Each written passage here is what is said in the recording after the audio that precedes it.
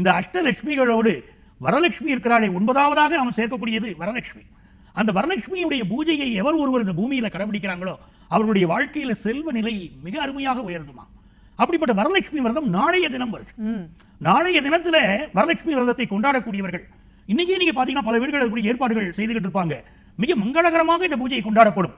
நோம்பு கயிறு வாங்கிட்டு அந்த நோம்பு கயிறை கட்டி கொள்ளுதல்.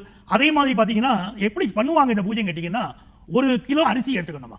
1 கிலோ அரிசியில் 1/2 கிலோ அரிசியை வந்து ஒரு தாம்பாளத்தில் பரப்பி பூஜைக்குன்னு வச்சுக்கிட்டு மீதி 1/2 கிலோ அரிசியை ஒரு கும்பத்தில் போட்டு கலசத்தில் போட்டு உங்களுக்கு பிடித்தமான பொருட்கள், நீங்க தங்க நகையை போடணுமா அதை போட்டு வைக்கலாம். இந்த வருஷம் உங்களுக்கு தங்கம் பெருகணும்னு நினைக்கிறீங்க அப்படின்னா அந்த கலசத்தில் தங்க நகையை போட்டு வைக்கலாம்.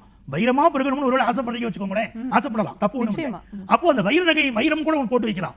இப்படி உங்களுக்கு பிடித்தமான விஷயங்கள் அதில் போட்டு அந்த கலசத்திற்கு மேலே நீங்க என்ன செய்யணும்னா வரலட்சுமி அம்மனுடைய முகத்தை வைக்கணும். முகத்தை வைத்து வரலட்சுமி அம்மனுடைய பூஜையை பண்ணணும்.